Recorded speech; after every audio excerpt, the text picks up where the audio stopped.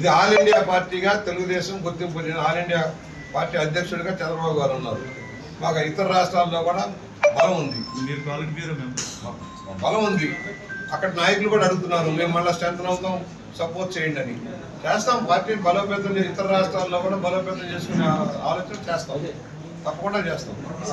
చౌదరి గారికి assembly speaker ఇస్తారని ఇవన్నీ ఊహాగానాలండి. నిన్న దాకా శాఖలు కూడా కేటాయింపు చేశారు.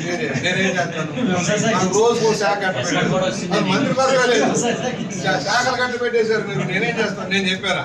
నేను మొదటి నుంచి చెబుతాను, ఇవ్వచ్చు ఇవ్వకపోవచ్చు. నేను మీ అందరికీ చెప్పాను,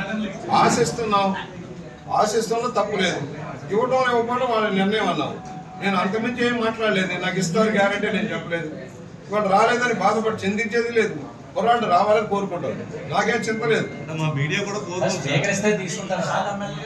అవన్నీ అధిష్టాన నిర్ణయాలు, నాకు సంబంధం లేదు. నేను ఎమ్మెల్యేగా 64,000 మెజారిటీతో వచ్చాను. చరిత్రలో మొదటి సీటు డిక్లేర్ అయింది. ఆ గౌరవం చాలు.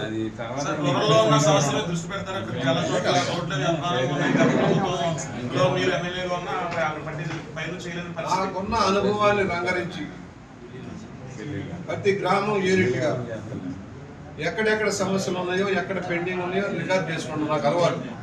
అధికారులతో సమీక్షించుకొని ఉన్న నిధులను ఏ విధంగా సద్వినియోగం చేసుకోవాలి. ముఖ్యంగా రూరల్ నియోజకవర్గంలో 3 ప్రధానమైన సమస్యలు ఉన్నాయి. ఒకటి డ్రైనేజ్, భారీ ఎత్తున డ్రైనేజ్. రాజమండ్రి మురుగంతా కూడా రూరల్ నియోజకవర్గం నుంచి వెళ్తుంది. దానికి పెద్ద ప్రాజెక్ట్ అవసరం. అది ఎంపీ గారి సహకారంతో ఢిల్లీ లెవెల్లో గంగా కాలుష్య నివారణ లాగా, గోదావరి కాలుష్య నివారణ పథకం లాగా ఒక వర్కౌట్ చేయాల్సిన అవసరం ఉంది. డ్రైనేజ్లన్నీ ఇంప్రూవ్ చేయాలి. రెండోది, నాకు రూరల్ మండలాల్లో డ్రింకింగ్ వాటర్ సమస్య ఉంది. గోదావరి పక్కన ఉన్నా కూడా మంచినీటి సమస్య ఉంది. కనుక జల మిషన్ ద్వారా ప్రతి గ్రామంలో మంచినీరు, గోదావరి శుద్ధి చేసి మంచినీరు ఇచ్చే కార్యక్రమం రెండో ప్రయారిటీ. మూడోది రోడ్లు, ఇంటర్నల్ డ్రైన్స్, వాటి మీద హౌసింగ్. ఈ 4 మీద దృష్టి సారిస్తాం డెఫినెట్గా. కోర్టు మార్గదర్శకత్వాల ప్రకారం 1 ఇయర్లో ఈ కేసులన్నీ పరిష్కారం కావాలి.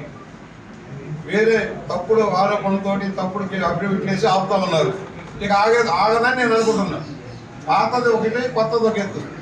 పాత ఏమో గుదిబండలాగా ఏలాడుతున్నాయి, కొత్త ఏమో బ్రహ్మాండంగా చుట్టుకుంటున్నాయి. దోపిడీ, లక్షల కోట్లు దోపిడీ జరిగింది మర్చిపోవాలి. అప్పుడు 40,000 దొరికింది, ఇప్పుడు లక్షల కోట్లు దోపిడీ. రికార్డులన్నీ తలకిందులు చేస్తున్నారు, కాల్ చేస్తా ఉన్నారు. అధికారులంతా ఒక్కొక్కరు గజగజ వణికిపోతా ఉన్నారు.